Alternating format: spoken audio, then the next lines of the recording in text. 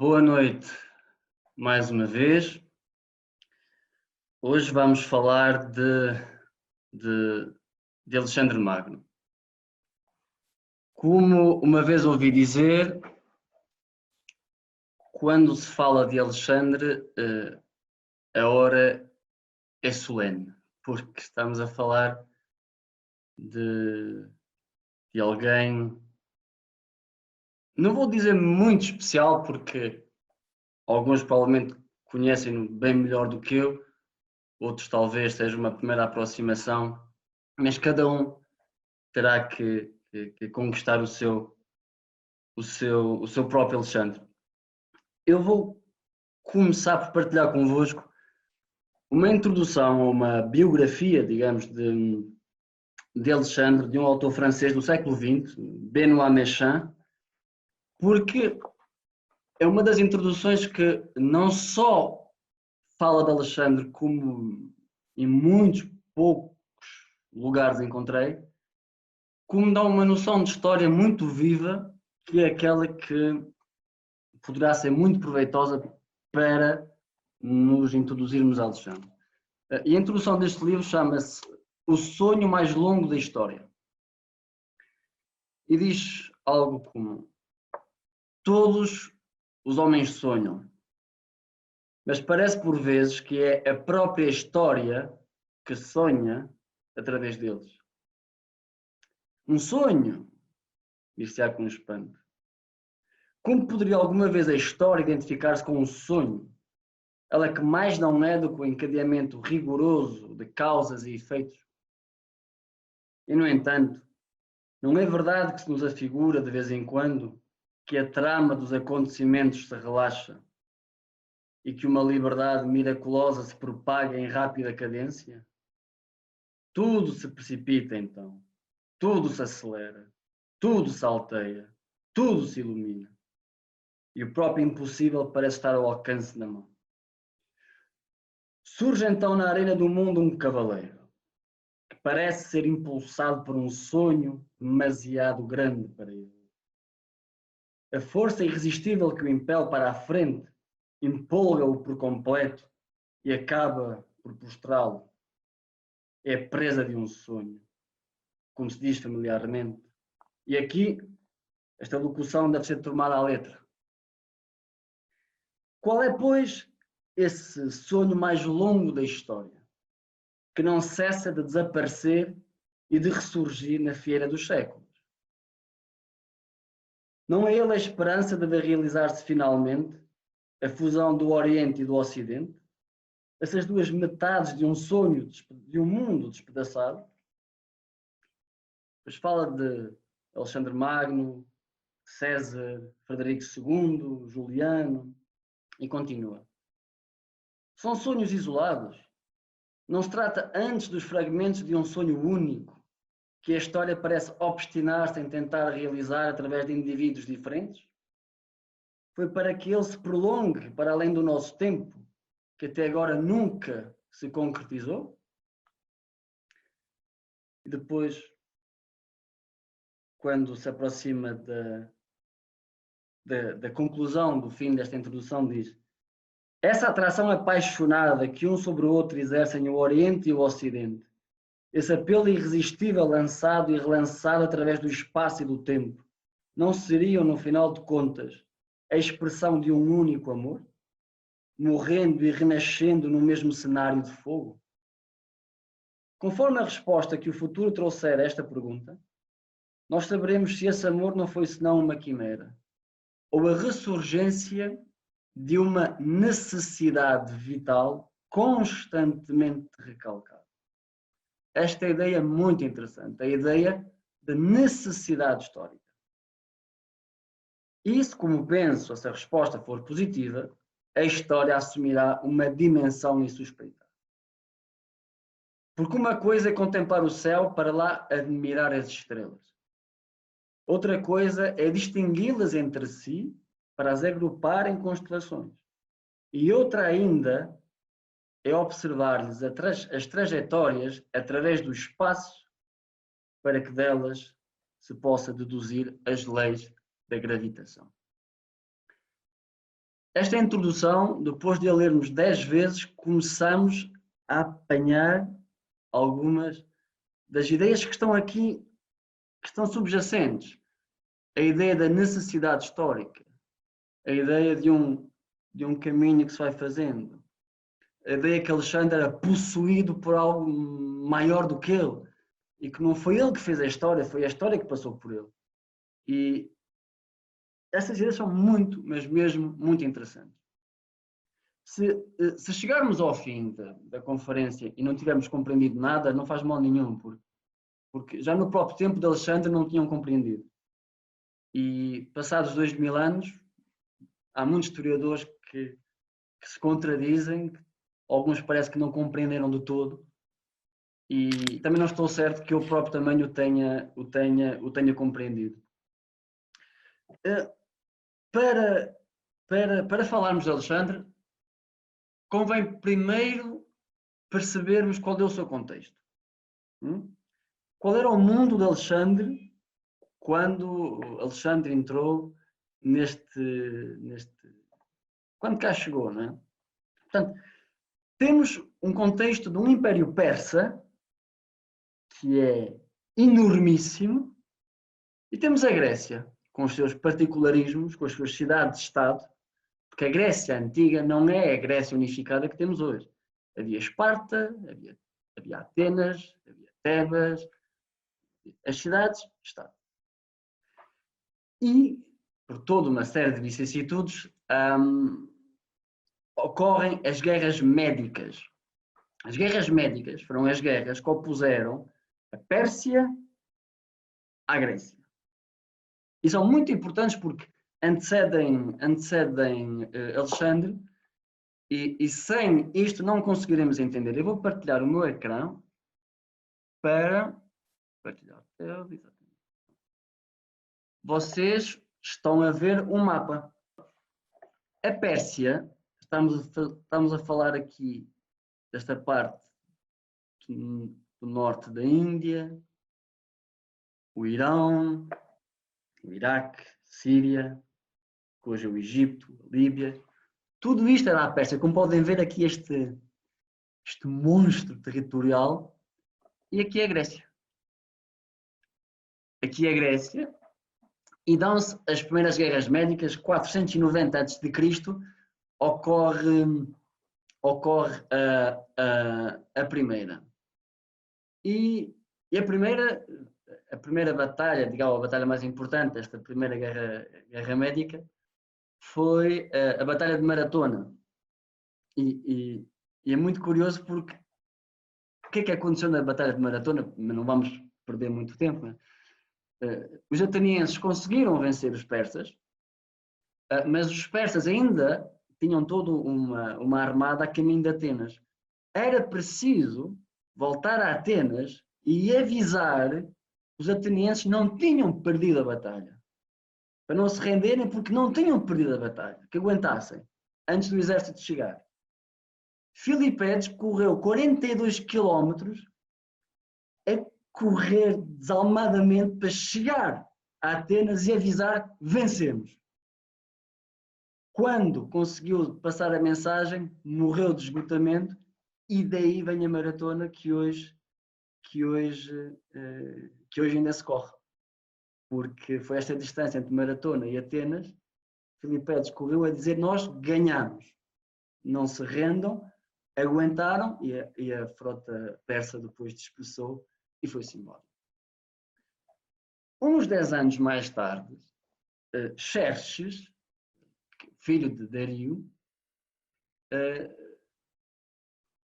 tenta novamente invadir a Grécia para se vingar, para conquistar a Grécia, e então que se dá a famosa Batalha das Termópilas, onde os 300 espartanos, com Leónidas, aguentaram este exército de milhares e milhares e milhares de elementos. Porque as Termópilas eram um desfiladeiro que afunilava e o exército persa não cabia todo, portanto tinham que ir aos poucos.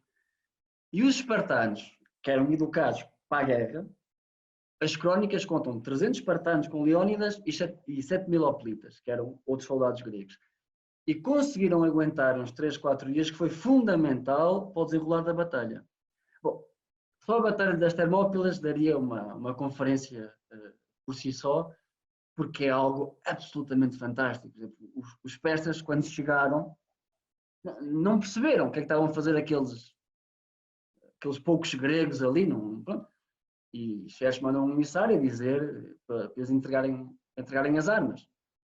E Leónidas respondeu, ele que as vinha buscar.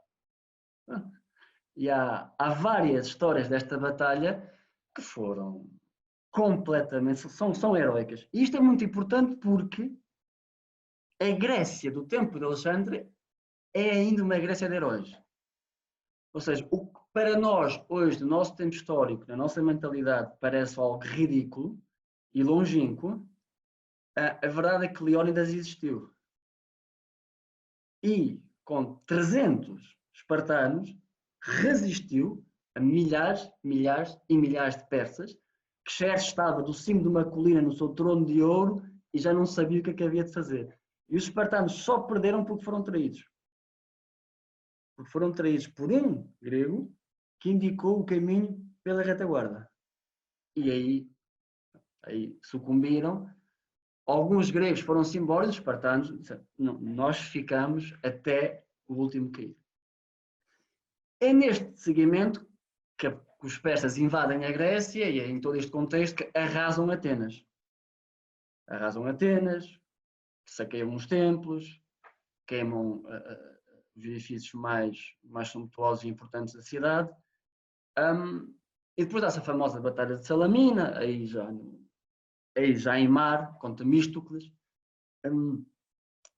E novamente os gregos ganham. Novamente os persas têm que entrar em retirada, não é? E voltar, e não conseguem subjugar a Grécia. Não conseguem.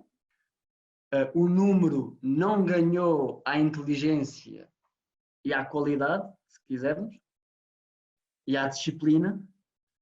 E, novamente, os persas batem em retirada, Xerxes não consegue e terminam-se. Houve mais batalhas ainda que determinaram o fim da guerra, mas estas ficaram como sendo as mais memoráveis.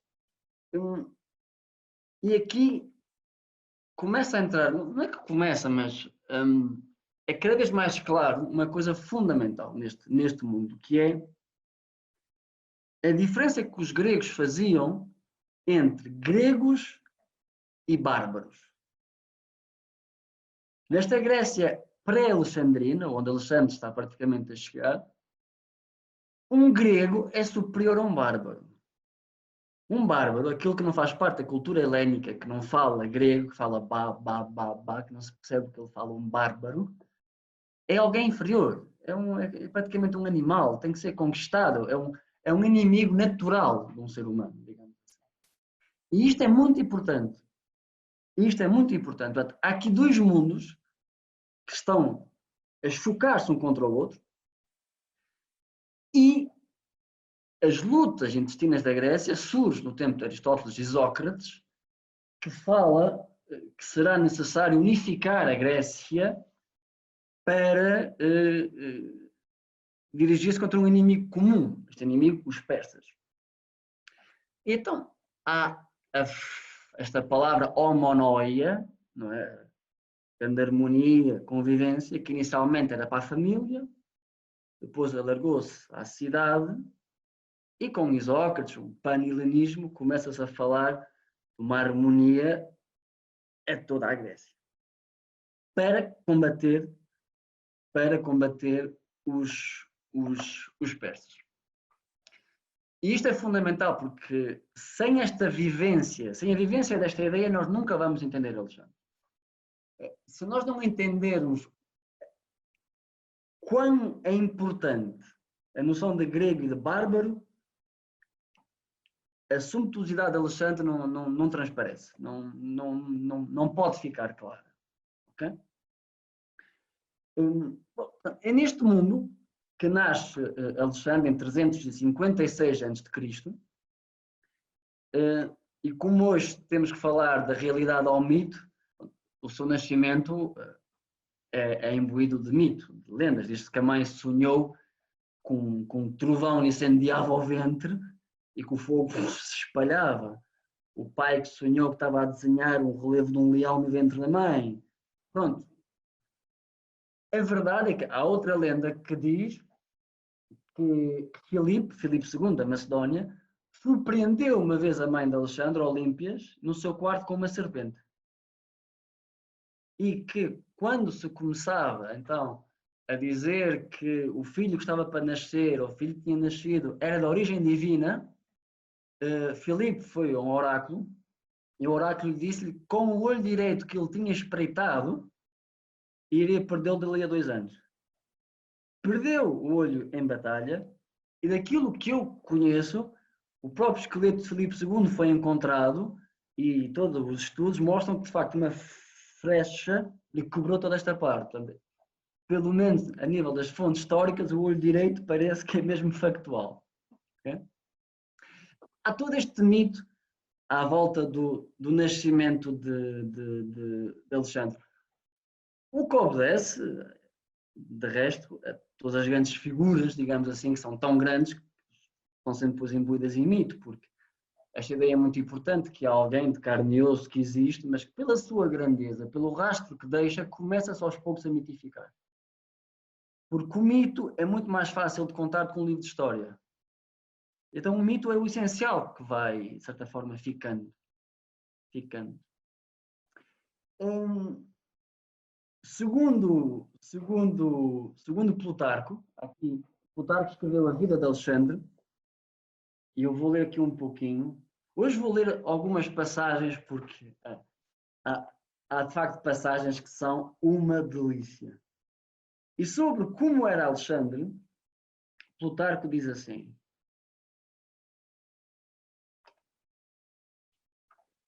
porque Alexandre teve como educador, como preceptor, Aristóteles. Isso é muito importante de se entender também. O pai de Alexandre era Filipe II da Macedónia. A Grécia deste tempo é esta aqui. Portanto, Corinto, Atenas, Esparta e aqui a Macedónia.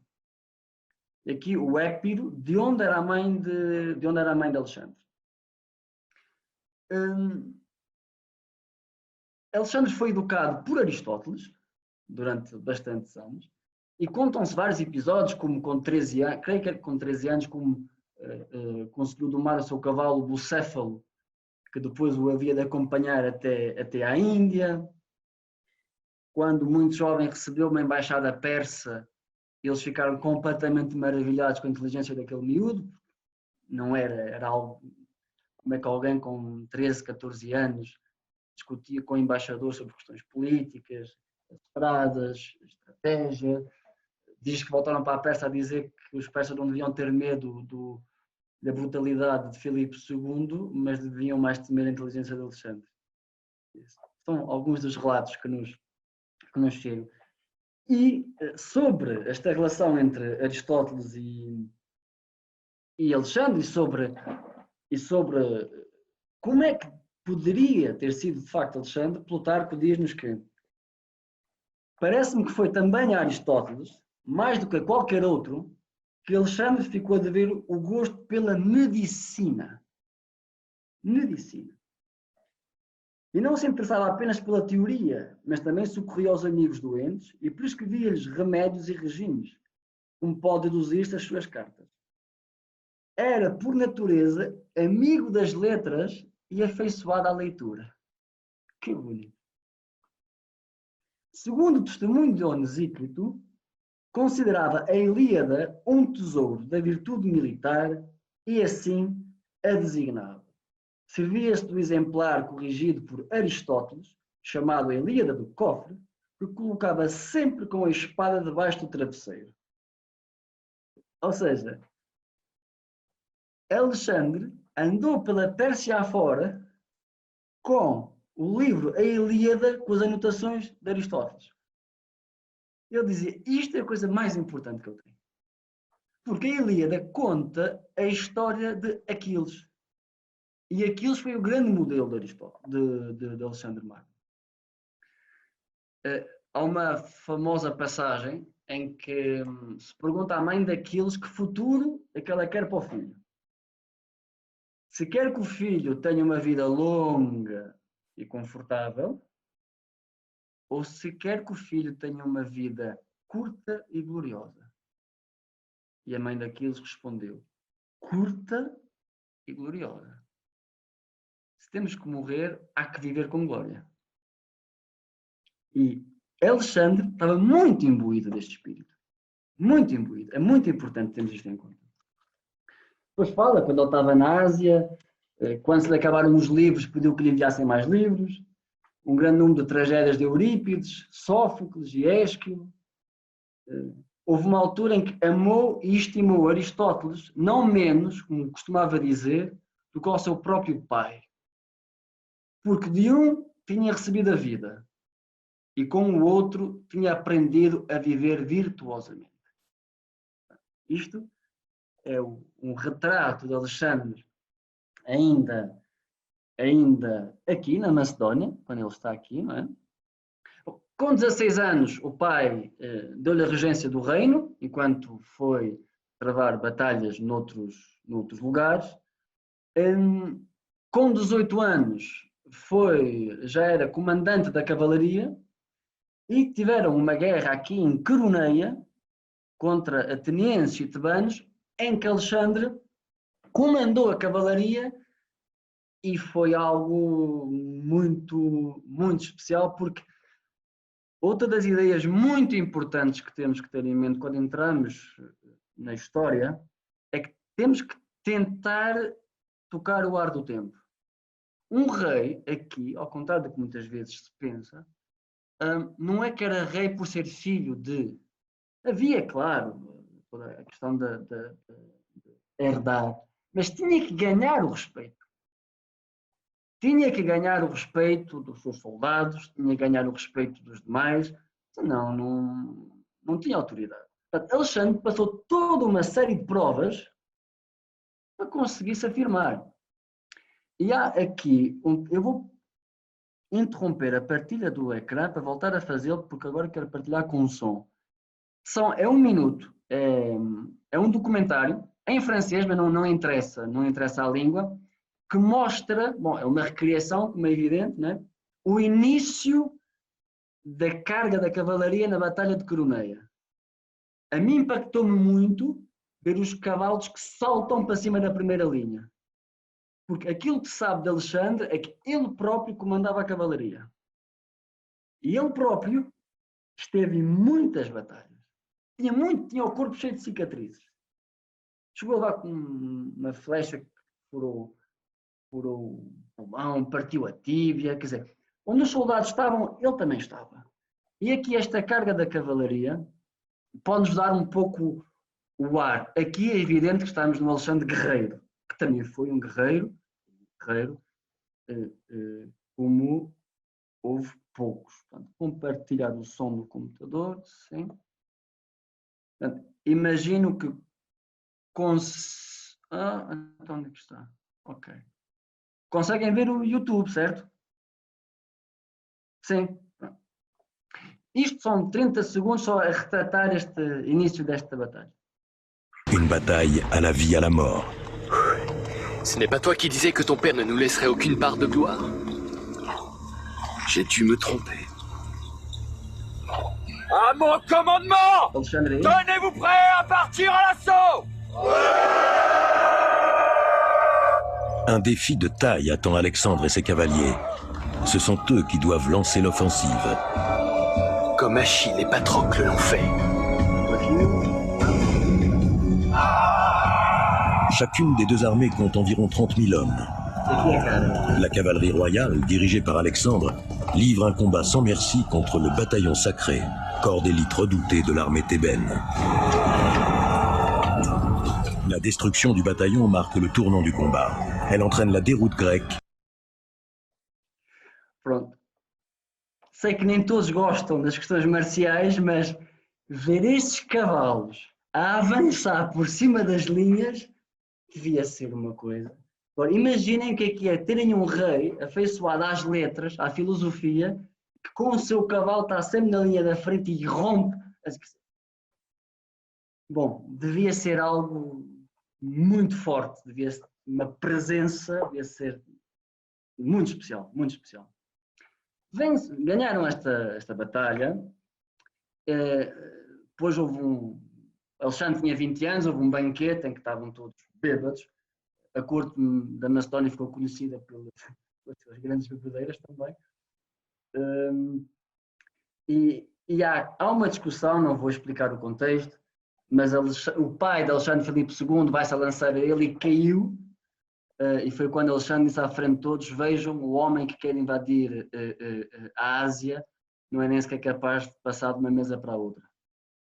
Alexandre tinha assim estas intervenções que ficaram lendárias. Filipe II foi assassinado, não vamos agora discutir o assassínio de Filipe. O que é verdade é que, com 20 anos, Alexandre tem que provar que pode ser rei da Macedónia. Aqui as cidades, Estado gregas, pensaram que se poderiam aproveitar, revoltaram-se. Alexandre esmagou completamente Tebas, foi a famosa, quase arrasou completamente Tebas, para mostrar que não havia espaço para se voltar atrás naquilo que o seu pai tinha feito, né? Porque o pai tinha criado a Liga de Corinto, ou seja, era o hegemon da Grécia, era o comandante em chefe de toda a Hélade. Atenas também se submete, e é aqui que aparece a famosa história em que vão todos prestar vassalagem a Alexandre, menos o filósofo Diógenes o Cínico. E Alexandre, como via que ele não vinha, foi ele ter com ele. E esse episódio delicioso que Alexandre pergunta-lhe: Diógenes, o que é que tu precisas? E ele que lhe terá respondido: só preciso de uma coisa, que tu me saias da frente do sol. E aí os soldados, segundo as crónicas, uns pegaram na espada, outros começaram-se a rir, e Alexandre diz que ficou tão impressionado com o caráter de Diógenes que disse: se eu não fosse Alexandre, eu queria ser Diógenes. Isto é delicioso. Entretanto, começa-se já a notar o caráter generoso de Alexandre, que dava muitas coisas aos amigos, partilhava, oferecia terras, e antes de partir para a Ásia praticamente tinham mais coisas os seus amigos do que ele próprio como rei. E segundo os relatos, houve quem lhe dissesse: então Alexandre, tu ficas com o quê? Ele terá respondido: eu fico com as esperanças. Não, os meus bens não são deste mundo, digamos assim. Neste contexto dá-se então a invasão da Ásia. Okay? É aqui, eu não estou a partilhar, vou voltar a partilhar. Sair do YouTube. Pronto. Imagino que estejam a ver, não é? Então, isto é o périplo de Alexandre e começa então aqui, com a passagem do Estreito de Dardanelos, hoje na altura o Helesponto, e dá-se a primeira batalha aqui, a Batalha do Granico. Dario, o rei dos reis, o rei desta Pérsia enorme, não foi nem em pessoa. Mandou um recado a Alexandre a dizer que voltasse para o colo da mãe. Quer dizer, mas para aqui fazer o quê? Um jovem com esta idade, volta para o colo da tua mãe, enviou-lhe um pouco de ouro, se ele quisesse um pouco de ouro. Como a história vai mostrar, Dario foi bastante imprudente ao agir desta forma. Na batalha de Granico, ou do Granico, mais uma vez Alexandre carrega com a cavalaria, atravessa um rio que ninguém pensava que poderia ser feito daquela forma, foi ferido, ia ser morto, mas alguém, um dos seus melhores companheiros, salvou-o, e no meio da escaramuça conseguiram vencer, e aqui começa então o périplo. Esta porta da Ásia abriu-se. conquista aquilo que era a Ásia Menor, que eram cidades de influência grega, e aqui chega a Górdio. E aqui dá-se o famoso episódio do nó Górdio, em que havia um nó atado a uma carroça e se dizia que quem desatasse aquele nó seria o senhor da Ásia. E aquele nó era impossível de se desatar.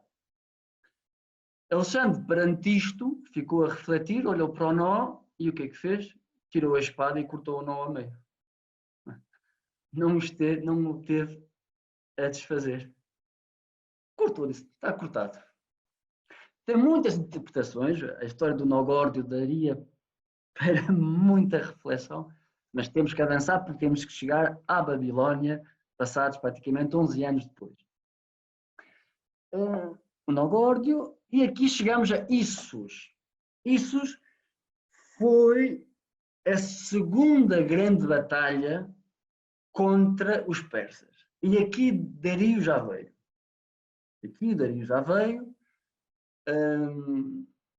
Do ponto de vista militar haveria muito para falar, porque Alexandre era um gênio tático, um gênio militar que foi algo absolutamente incrível. Quando se estuda um pouco as batalhas, quando se tenta ganhar o gosto, ou o que é que era uma falange, o que é que eram os hoplitas, o que é que era... É assombroso como este homem de 20 anos chega e tem uma vivacidade de espírito para as letras, para a guerra, para a medicina. É assombroso. Aqui vence, pela primeira vez, Dario e Alexandre encontram-se e Dario foge. Dario foge e foi, como é que eu hei de dizer? Bom, não vou dizer que foi tão cobarde, mas de certa forma, já o acabei de dizer, que deixou para trás a sua mulher, a sua mãe, as suas filhas, a sua tenda, o seu acampamento, deixou tudo. Diz que quando Alexandre entrou na tenda de Dario, aquele luxo persa, ele que vinha da Macedónia, que isto é fundamental, a Macedónia para os gregos era um reino bárbaro. Atenção! A Macedónia aqui a norte era assim algo ainda semi-selvagem. Portanto, Alexandre é outra das questões fundamentais. Para os gregos ainda era mais ou menos longínquo, ainda era assim um bárbaro. Bom, habituado à rudeza, entrou na tenda de Dario, viu todo aquele luxo e terá dito, muito bem, isto é que é ser rei. As almofadas, estas... Pronto, eu não sabia que isto é que era ser rei. Entretanto, há-se o famoso episódio em que ele chega à presença das mulheres, digamos assim, de Dario. Elas cometeram um erro de protocolo, saudaram Hefestion, um grande companheiro de armas de Alexandre, e isso na corte persa. Enganar-se a saudar o rei podia ser passível de condenação à morte. Alexandre tranquilizou-a, disse para não temerem nada. Corria o boato que Dario estaria morto, e ele disse, Dario não está morto, vocês não têm que temer absolutamente nada de mim, eu não estou a fazer guerra contra vós. Eu estou a fazer guerra contra Dario. Os privilégios que estas senhoras persas tinham, ele ainda lhes deu mais. E avisou à sua volta que não passasse na cabeça de ninguém possuir aquelas mulheres, como muitas vezes era uma questão de botim de guerra, a violar as mulheres do inimigo. Ele disse, nem pensem fazer isso. E elas viveram sob a égide de Alexandre, com mais privilégios ainda que o que tinham na corte persa. Plutarco relata esta passagem de uma forma muito bonita, que dizia que Alexandre preferia dominar-se a si próprio do que dominar os outros, e isso é que era ser rei, sobretudo, no seu dizer. Bom, há muitas passagens. Alexandre dizia, pois, o problema é que as mulheres persas são como é que ele dizia, são uma tormenta para os olhos, porque eram tão bonitas, mas não podia cometer nem podia permitir que isso acontecesse. Continua o seu périplo E chega aqui a Gaza, enfim, ao cerco de Tiro. Aqui em Gaza há uma passagem muito bonita, porque um dos seus educadores, na sua juventude, reprimiu-o bastantes vezes, repreendiam, por ele gastar muito incenso no sacrifício aos deuses. Gastava muito incenso, porque Alexandre é preciso ver que era um grande devoto das divindades. E quando ele chega a esta parte de Gaza e conquistou, apoderou-se de quilos e quilos, talvez toneladas de incenso e de mirra, enviou de volta para a Macedónia com um recado para este senhor a dizer-lhe assim: pronto, agora podes deixar de ser mesquinho para com os deuses. Okay? Agora tens aqui incenso, queima o incenso todo e deixa de ser mesquinho com o sagrado, por favor. É uma das histórias mais bonitas da sua passagem aqui por Gaza. Aqui dá-se uma história muito bonita, que eles encontram o cofre de Dario, que de algum modo lhes chegou, e relata-se que Alexandre terá perguntado a cada um dos seus companheiros o que é que eles meteriam no cofre, o que é que seria o mais sagrado, o mais importante para eles. Cada um deu a sua resposta e ele disse que ele no cofre meteria a Ilíada. Para ele, o que ficaria no cofre era a Ilíada, não era outra coisa. Alexandre avança e aproxima-se daquilo que é uma das partes mais famosas da sua história, não é? Chega a que viria a ser Alexandria, porque Alexandria foi fundada por Alexandre Magno. Quando chegou aqui, teve um sonho em que Homero lhe apareceu e lhe disse que aqui tinha que fundar uma cidade. Fundou, deu as diretrizes daquilo que tinha que ser Alexandria, e é muito curioso porque nós pensamos, sim, Alexandre, um mito, teve um sonho com Homero. É sempre bom relembrar que na nossa era hiperracionalista cartesiana, Descartes, as suas meditações do discurso do método foram-lhe reveladas num sonho. Chamou-se Três Sonhos de Descartes, relatado por ele próprio. Portanto, é sempre bom recordar para que provavelmente o sonho possa voltar a ter o seu lugar no nosso cotidiano. Funda Alexandria, e aqui é que se vê também o desígnio de cultura e conhecimento de Alexandre. Ele queria que houvesse um espaço com bibliotecas públicas, que era praticamente uma inovação, conhecimento acessível a todos, e que tudo aquilo que fosse criação humana, conhecimento humano, engenho humano estivesse ali. Por isso é que na Antiguidade se dizia que Alexandria foi o espelho do universo. Terá tido mais 700.000 papiros. Ali estiveram o início da gramática, ali se estudou a teoria heliocêntrica, que haveria de voltar depois, muitos séculos mais tarde, a medição da Terra, Hipátia, séculos mais tarde, a primeira tradução do Velho Testamento foi feita aqui. É quase incrível. Não dá quase para acreditar como é que este guerreiro, não é, vai fazer isto. Outro autor, Terne, fala de Alexandre, que diz que nunca houve como ele alguém que fosse tão idealista e tão eficiente ao mesmo tempo. Ou seja, que fosse tão sonhador e tão pragmático. Muitas vezes falámos, sim, há um sonhador, são muitos sonhadores. Sim, mas é um sonhador que num campo de batalha não lhe escapa nada. É um sonhador bastante especial. Pois sabem que em Alexandria, quem fez florescer Alexandria, depois foi Ptolomeu I, sobretudo até ao III, foi um general de Alexandre. E diz que no porto de Alexandria confiscavam os navios, pegavam nos papiros para os copiar e depois devolviam. Ou seja, paravam os navios a andar à procura de droga. Não, queriam livros. E a biblioteca de Aristóteles foi toda para Alexandria. Sabem que do papiro vem papel, e depois a cidade que fez rivalidade com Alexandria foi Pérgamo, com a sua grande biblioteca, de onde vem Pergaminho. É sempre engraçado, muito curioso, estes pequenos detalhes. Enquanto Dario está a juntar novamente o seu exército, Alexandre poderia voltar para trás, mas não. Vai visitar um templo no deserto no Egito. Impensável, poderíamos pensar. Quase que morreu no caminho, no deserto. E estavam todos a morrer à sede, mas uma grande chuvada é que lhes matou a sede e puderam continuar.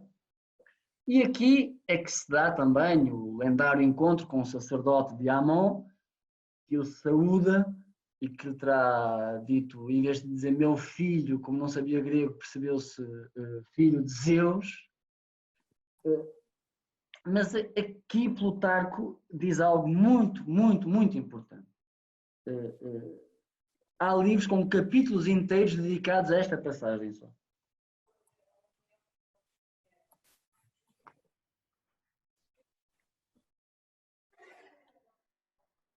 Que diz assim: e quando ele esteve no Egito, conta-se também que Alexandre ouviu Psamon, o filósofo do Egito, e aprovou sobretudo, dentre as suas máximas, esta: todos os homens estão sob o sceptro de Deus, porque o que governa em cada coisa e senhoreia é divino.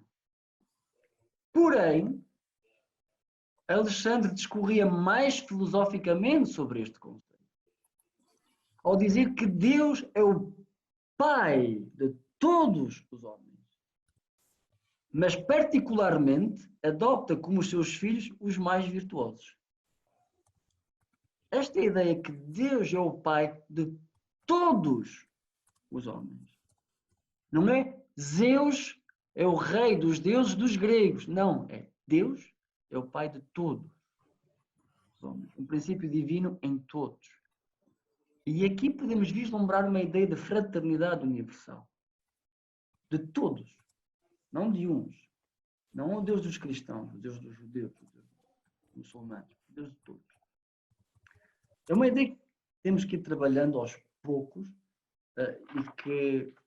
e que também é muito... Vejam, é uma frase que está aqui em Plutarco. É uma frase. E só esta frase... Continua o périplo e dá-se a Batalha de Gaugamela. A Batalha de Gaugamela, segundo as fontes mais conservadoras, o exército persa teria 250 mil homens. Alexandre teria 50 a 60 mil. E há aqui uma imagem, creio que está aqui. Eu esqueci-me disto. Isto é um mosaico da primeira batalha, da Batalha de Issos.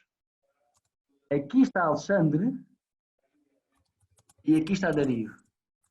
E este mosaico é incrível porque vê-se aqui este olhar de Alexandre.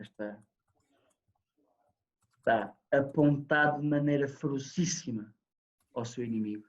E Dario, que lhe tinha dito para voltar para o colo da sua mãe, está com um olhar de o que é isto que está à minha frente?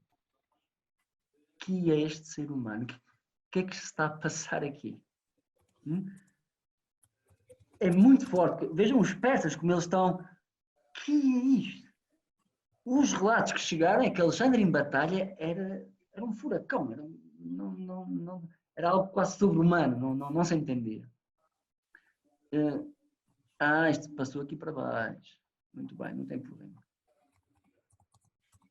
Pronto, pronto, não faz mal. Isto seria um cenário da Batalha de Gaugamela. 5 quilómetros de exército persa contra o exército de Alexandre aqui. Diz-se que o exército de Alexandre é ultrapassado em cada um dos flancos de mais de 1 quilómetro. E aquilo que ele fez, em poucas palavras, temos que avançar, foi ofereceu os flancos a Dario e diz que na noite anterior ficou a noite inteira acordado com o seu adivinho, Aristandro, a fazer sacrifícios e que não foi dormir enquanto não teve o plano claro de como é que a guerra ia, como é que a batalha ia decorrer. Quando conseguiu ver claramente o que se ia passar, então foi dormir. Dormiu tanto que no dia a seguir foi preciso ir acordá-lo. Era meio-dia, estava ele a dormir ainda e os soldados já a preparar-se para a batalha, ele a dormir. E Parménion, no famoso Parménion, nos seus grandes generais, que lhe disse: tu estás a descansar como quem parece que já ganhou, como quem já venceu. E ele que lhe terá respondido: mas tu ainda não percebes que nós já vencemos? Esta autoconfiança, esta... Aqui, em poucas palavras, o que é que Alexandre fez? O seu flanco esquerdo foi atacado aqui, as falanges entraram aqui e Alexandre está aqui à direita. Aproxima-se das linhas e depois começa a afastar-se, assim. Dario, que está algures aqui no seu trono, e não na frente da batalha como Alexandre, pede à sua cavalaria também que se afaste para acompanhar, porque senão a cavalaria poderia ir à volta, não é? E quando uma batalha se ia cercado, a retaguarda e na frente, costumava ser o fim. Alexandre vai por aqui, vai por aqui, vai por aqui, vai por aqui, a cavalaria vai por aqui, vai por aqui, vai por aqui, e de repente, o que é que ele faz? Atrás da sua cavalaria tinha homens armados de pedras, lanças, flechas, e de repente, quando está eventualmente aqui, vira em direção a Dario. E a cavalaria, ao fazer isto, abriu uma brecha aqui. Que eles não estavam a perceber o que estavam a fazer. Porque a falange estava aqui no centro, Alexandre abriu aqui, a cavalaria acompanhou aqui, quando ele vira de repente, a cavalaria tem que se ocupar destes que estavam por trás dele, com lanças, pedras, arcos, flechas, tudo, ele vai direto ao rei da Pérsia, porque só lhe interessava uma coisa, o rei. Só o rei é que lhe interessava. Mais uma vez, Alexandre está a 2 passos de Dario e este foge, novamente. Eles vencem a batalha e as portas da Pérsia estão cada vez mais abertas. Isto tudo desformatou-se, mas não há de ser um problema. Ok. Então, estamos aqui em Gaugamela. Mas vamos voltar aqui acima ao nosso mapa. Estamos aqui, ok? Ele vence, as portas da Pérsia abrem-se e começa o caminho para a Babilónia. E aqui, aos poucos, Alexandre começa a perceber que o Império Persa não eram tão bárbaros como se dizia na Grécia. Eram muito mais requintados, em alguns aspectos, que os próprios gregos. E Alexandre começa a se espantar, começa a ficar maravilhado com este nível de requinte, com este estilo de vida, com tudo isto. Diz que quando entrou no palácio de Babilónia, que terá dito aos seus companheiros de armas, Aristóteles fala que eles são bárbaros porque ele nunca esteve na Babilónia. Que se ele disse isto, não podia dizer semelhante coisa. Há uma passagem deliciosa de Benoît Méchain sobre gregos, sobre ocidentais e sobre Oriente e Ocidente, que diz assim: todavia, os gregos não tinham razão em considerar os povos do Oriente como uma espécie inferior, porque a vocação destes nunca fora a mediocridade. Somente tinham se esforçado por desenvolver em si próprios outras faculdades que não a inteligência. Enquanto os gregos se esforçavam por desintegrar o mundo, para porem ao seu serviço os respectivos mecanismos secretos, os orientais achavam mais sensato submeterem-se, adorando-o tal como ele tinha saído das mãos do seu Criador. De preferência a dominá-lo pela análise, optavam por unir-se-lhe pela contemplação. Ou antes, não preferiam coisa alguma, não tinham até então tido conhecimento de qualquer outro meio de abordagem ao problema. Não há dúvida de que os gregos tinham feito algumas descobertas capitais no decurso das suas investigações. Mas, enquanto eles abriam assim um caminho à ciência moderna, os orientais, inspirados por preocupações de outra índole, tinham acedido a verdades de importância nada inferior para o desenvolvimento do género humano. Isto é muito importante. Razão e contemplação. Alexandre vai começar a entender que a razão grega tem que se unir à contemplação oriental. Ao mesmo tempo que o Oriente tem que se abrir ao pensamento racional, analítico, como é que as coisas funcionam. E vejam como Alexandre vai começar a tentar unir dois mundos que são dois mundos que nós temos dentro de nós também.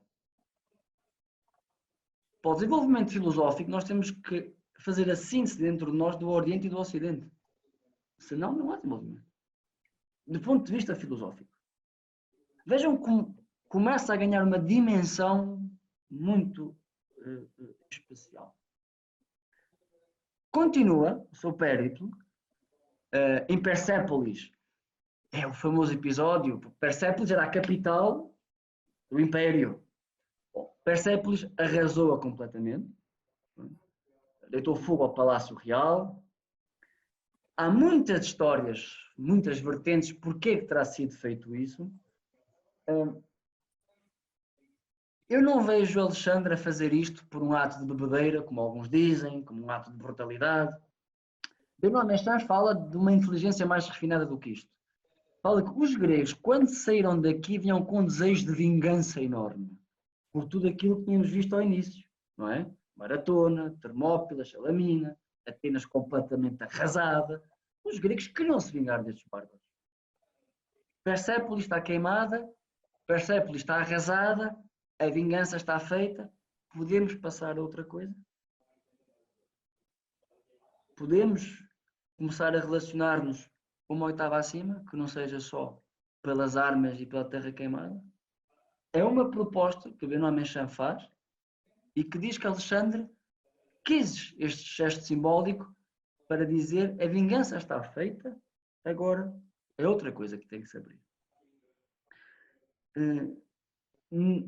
Somam-se as histórias de generosidade, por isso é que Alexandre é dito Alexandre Magno. Há histórias deliciosas, uma delas é, ao passar por um mendigo, disse ao mendigo que lhe oferecia aquela cidade. E o mendigo ficou completamente estupefacto. Disse, mas Alexandre, eu não pedi nada. E ele disse, mas tu não tens que pedir, é Alexandre quem te está a dar. Eu estou-te a dar, tu não tens que pedir. Ou outra vez, que um dos seus soldados havia um burro que estava a carregar um tesouro, um botim, e o burro morreu de fadiga, não conseguia mais, e um dos seus soldados pegou naquilo às costas e começou a carregar. Quando Alexandre viu isto, disse ao soldado para continuar assim até à tenda que o botim ia ser seu. E mostras destas, relatos destes, há muitos. Tanto que a sua mãe, Olímpia, que ainda estava na Macedónia, escreveu-lhe correntemente e cada vez mais lhe dizia que ele não podia fazer isto, não podia esbanjar assim, não podia dar as coisas, não podia ser tão magnânimo. E como um dos outros generais a criticasse muito, é o famoso dito de Alexandre que Antípatro não sabe que uma lágrima de mãe cobre 10.000 cartas mal escritas. Portanto, não... Deixa a minha mãe dizer o que ela não percebe. Não percebe, mas se ela chorar, pronto, o que é que eu faço? Bom, não a critiques assim. Não a critiques assim. A relação de Alexandre com a mãe foi sempre muito forte. Estamos aqui agora porque Alexandre daqui vem para aqui porque Dario, o rei da Pérsia, ainda está vivo. Ou seja, a dinastia aquemênida persa ainda está viva. Alexandre ainda não é o rei da Pérsia. Aqui, antes da batalha de Gaugamela, Dario tinha-lhe enviado uma mensagem a dizer-lhe para negociarem. Ele ficaria com a parte que tinha conquistado, dava-lhe a filha em casamento, dava-lhe não sei quantos talentos de ouro, e Dario ficaria com a outra parte. Parménion, Alexandre recebeu, falou aos seus companheiros de armas e Parménion terá dito: eu, se fosse a ti, Alexandre, eu aceitaria essa proposta. E Alexandre respondeu-lhe: eu também aceitaria se eu fosse Parménion. Só que eu sou Alexandre. Não vou aceitar, não vou ficar por aqui, como é evidente. Perseguiu. Nesta perseguição morreram soldados e cavalos de fadiga. Tal era a energia constante, dia e noite. E encontraram Dario morto pelos seus, e Alexandre pediu que o corpo fosse entregue à sua mãe, e que tivesse todas as honras fúnebres de um grande rei. Enquanto que o traidor, não vou contar como ele foi morto, mas foi condenado à morte. Há uma cena de um filme em que Alexandre se dirigiu a Bessos, que era o sátrapa, porque a Pérsia estava dividida em províncias chamadas satrapias. Quer dizer que os governadores das províncias eram os sátrapas. Então Besso era o sátrapa, creio que da Bactriana, salvo erro. E quando estava à frente de Alexandre, depois de Dario estar morto, Alexandre que disse a estes persas à sua frente: quero saber quem é que matou o rei da Pérsia, porque quero elevar perante o meu exército. Besso confessou-se e ele elevou, segundo alguns relatos, crucificado, e segundo outros, atado a umas árvores. Portanto, elevou de uma forma bastante cruel, porque ele dizia que um rei só é morto por outro rei. Matar um rei à traição assim não é digno. Não pode ser. Continua. Aqui na Bactriana, casa-se com Roxana. Aqui raptam o seu famoso cavalo, Bucéfalo. Ele pagou um resgate milionário por Bucéfalo, porque o seu cavalo da infância tinha que estar com ele. Não podia ser. E aqui entra, nesta zona então da Índia, aqui o rei desta zona de Taxila disse a Alexandre que não tinha que se preocupar, que não queria combater com ele, então ofereceu-lhe muitos presentes. E Alexandre ofereceu-lhe mais ainda. E este rei ofereceu-lhe mais ainda. E Alexandre ofereceu-lhe mais ainda. Chegou a uma altura que era tal movimento de riqueza que diziam que estavam a competir em cortesia. Era algo absolutamente... Quer dizer, não se percebia o que é que este rei estava a fazer nos confins da Índia a competir em cortesia. Entretanto, aqui no Rio, no Hidaspes, dá-se a batalha de Hidaspes contra o rei Poro, o famoso rei Poro. Esta batalha foi bastante difícil e o rei Poro bateu-se até à última, e Alexandre ficou tão comovido, que era um senhor de idade, ficou tão comovido com esta nobreza de caráter, que quando Poro se rendeu, que lhe disse como é que ele queria ser tratado. E Poro que disse, como um rei. E Alexandre ter-lhe respondido: não esperava outra coisa da tua parte. Então deixou com o domínio que tinha e ainda o estendeu mais. Como diz, eu vou agora interromper aqui, só para ir aqui aos participantes e desativar o som. Pronto. Conseguem me ouvir? Sim, pronto. Cuidado com os microfones, por favor, para não interromper. Vou voltar à partida da tela. Estamos aqui. Pronto. Então, com o rei Poro, passou-se esta história, e como diz um dos biógrafos de Alexandre, diz: um conquistador não age assim. Porque diz tantas vezes que Alexandre era só um conquistador, um bruto, um sanguinário. Isto não são comportamentos de conquistador. Mas cada um pode refletir por si próprio. Neste momento, a Bactriana é muito importante porque Alexandre começou a adotar os costumes persas. Começou a ter as vestimentas persas, obrigou à proxinese, ou seja, os reis da Pérsia eram saudados de joelhos e com um beijo. E se ele queria fundir os dois povos, não podia haver diferenças. Não podia haver gregos, macedónios e persas. Eram todos um. E, portanto, instituiu a proxinese, porque de outra forma os persas nunca iriam reconhecer a autoridade de Alexandre. Isto, para macedónios e gregos, era impensável. Ajoelhar-se só à frente dos deuses. E então, aqui, na Bactriana, começa a haver a fusão dos costumes, se quiser. Isto deu muita fricção, inclusive discussões na corte acabaram em morte alguns dos seus companheiros, mas é muito importante ter esta ideia em mente. Aqui na Índia vai encontrar os gimnosofistas, os filósofos nus. E como Alexandre tinha um caráter filosófico, quis conhecer estes gimnosofistas. E foram aqueles que mais semearam na revolta contra ele. Foi muito difícil segurar estes territórios depois de conquistados. Há uma história em que ele, antes de os condenar à morte, chamou os 10 filósofos à sua presença e que lhes ia fazer umas perguntas. Se respondessem corretamente, viviam. Se respondessem de forma errada, pronto, a pena seria a morte. O diálogo é algo absolutamente delicioso. Não temos tempo hoje, mas as perguntas que ele fez, o que é mais forte, a vida ou a morte?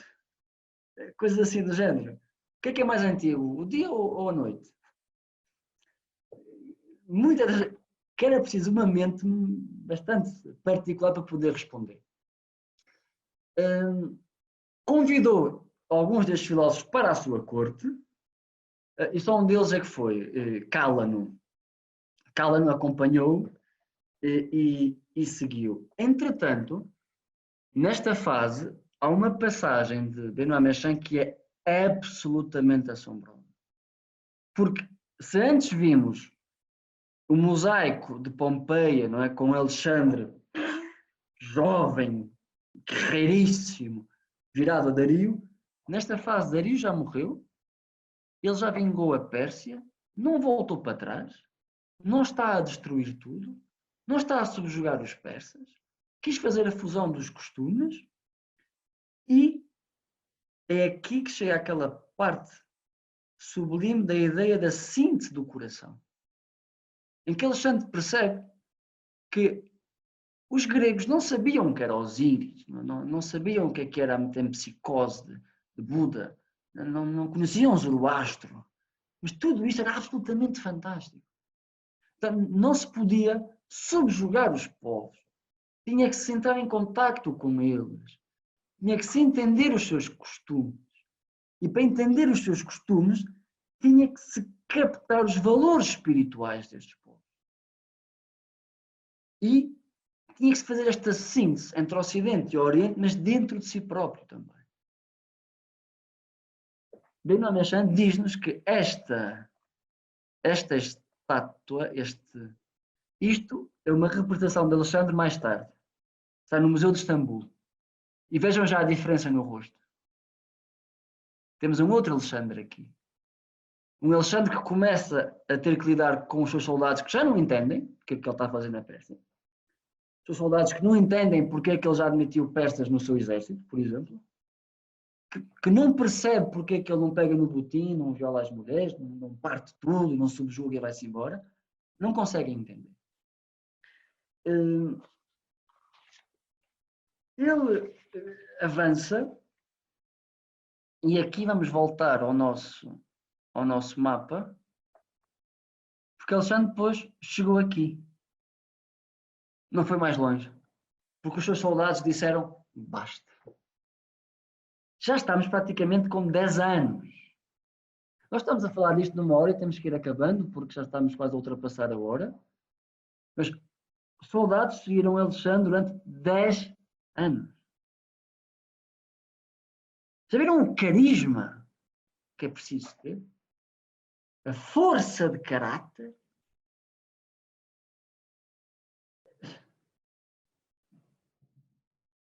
chegou aqui, os soldados não quiseram acompanhar, teve que voltar para trás.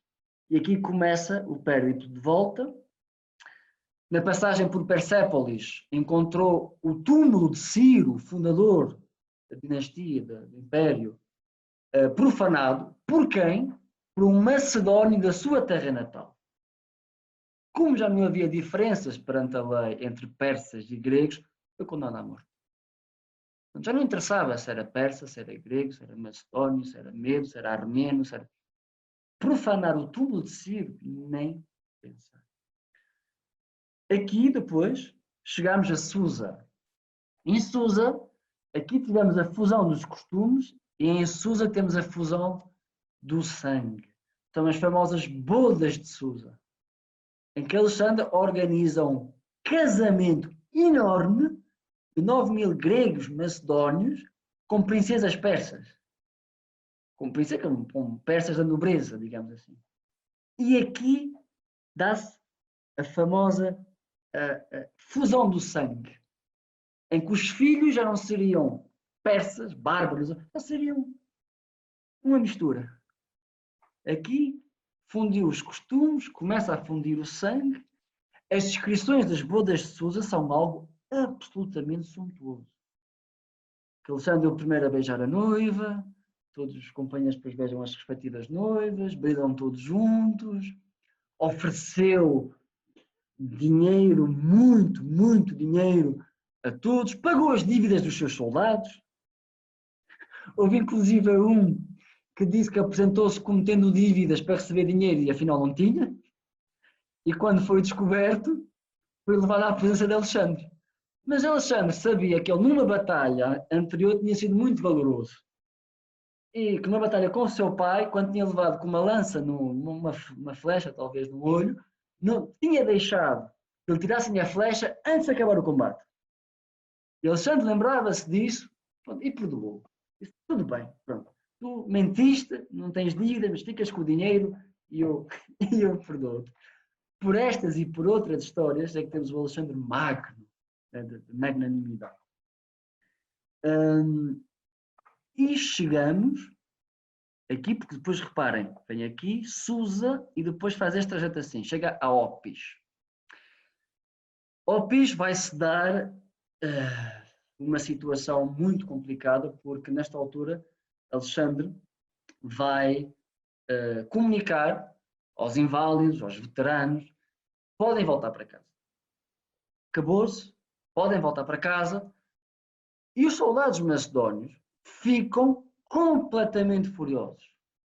Começam a acusá-lo de que ele usou-os, e agora que já não prestam, que os manda embora.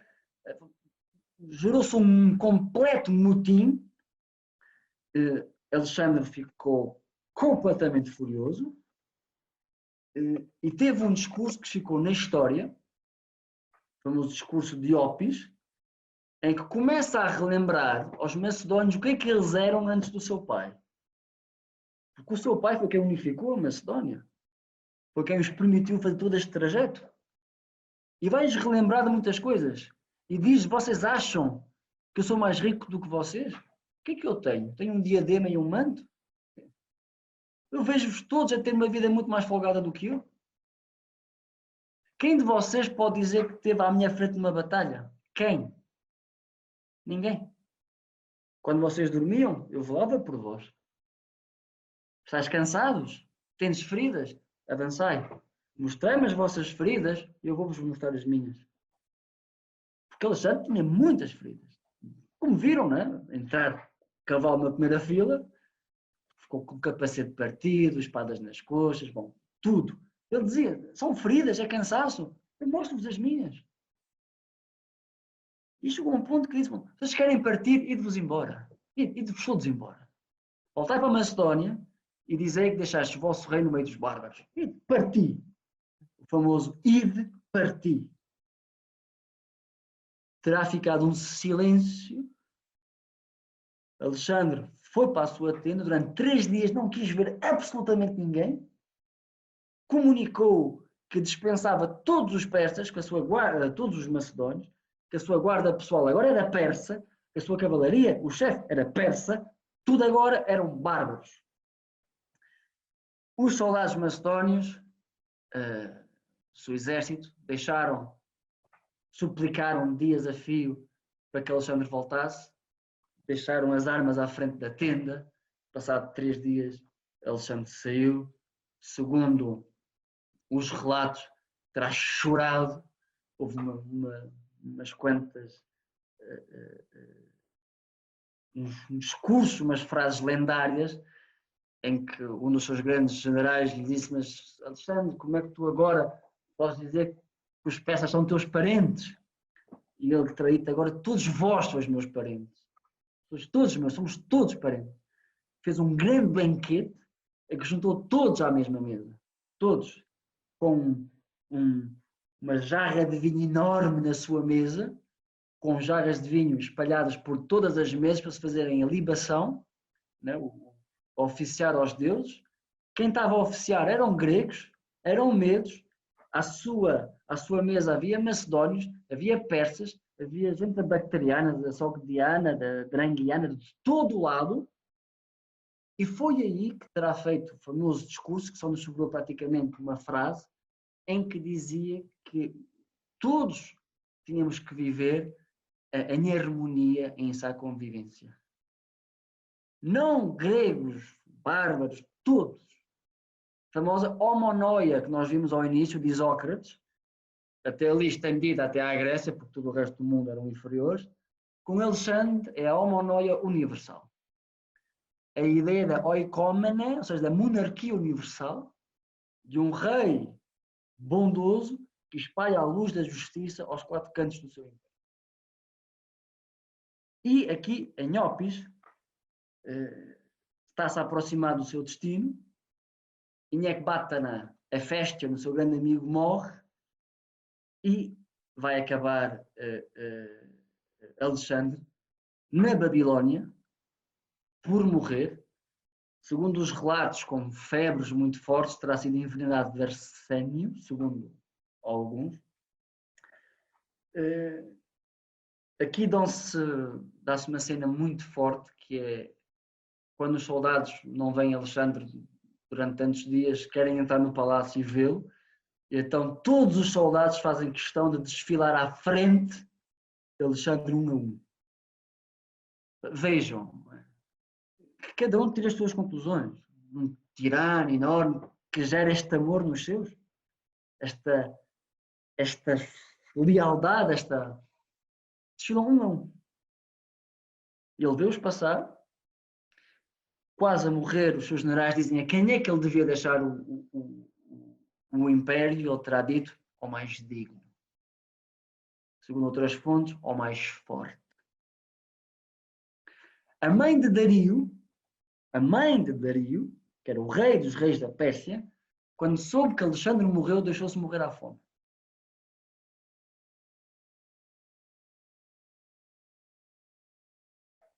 Se os conquistadores fizessem as mães dos conquistados morrer à fome quando morressem, seria também motivo de história e de uma conferência assim. Portanto,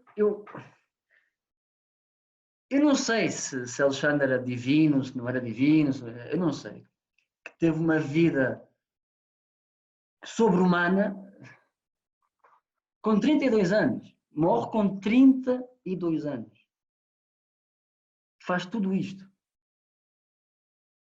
Funda Alexandria, de onde vai irradiar tanto conhecimento, esta chama de civilização, de cultura, que vai passar para os árabes e que depois os árabes passam à Europa.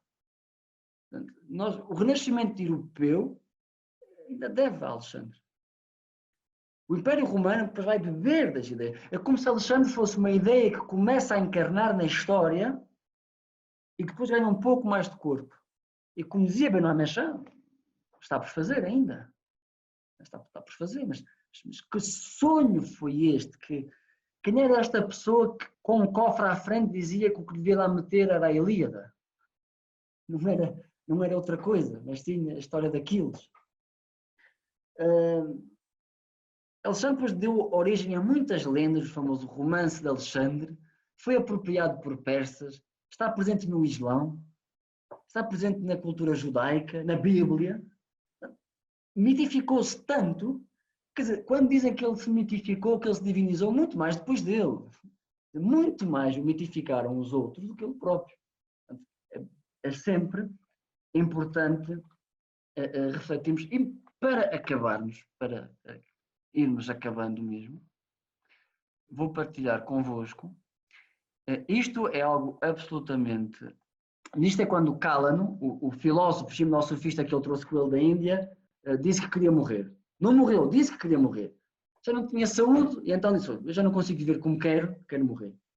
Alexandre fez-lhe uma pira funerária enorme, fez com que os mais destacados do exército o seguissem para que ele pudesse ter uma morte e oferecer-lhe ouro, prata, e quando o filósofo se meteu no meio do fogo, porque ele autoimolou-se, tocaram as trombetas e todo o exército gritou, como diz aqui, como se fosse um grito de combate.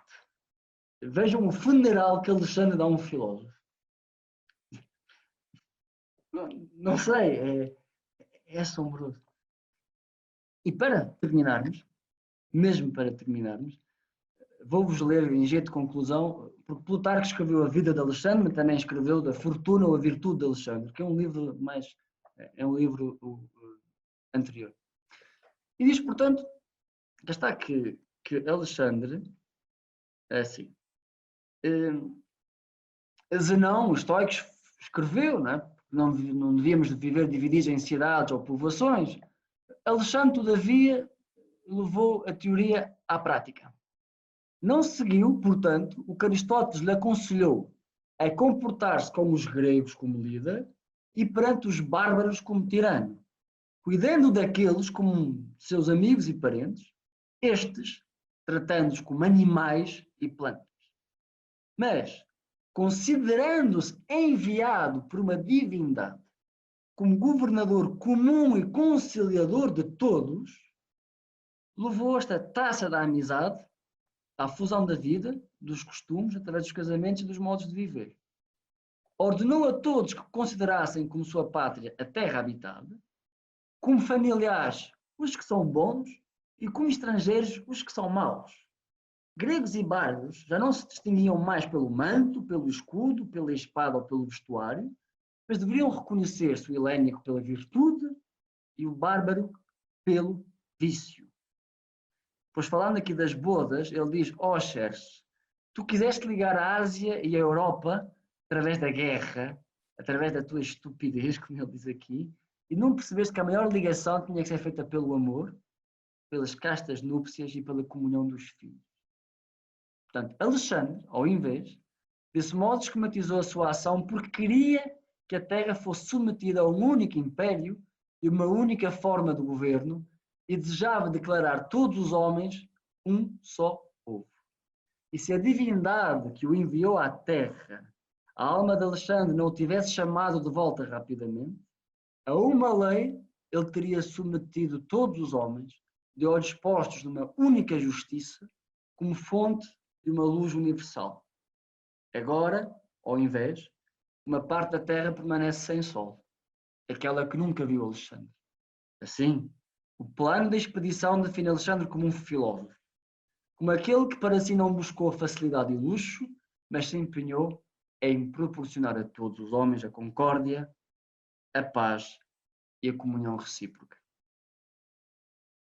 Assim termina Plutarco a sua vida, a sua narração de Alexandre, e assim também termino eu a breve incursão que fizemos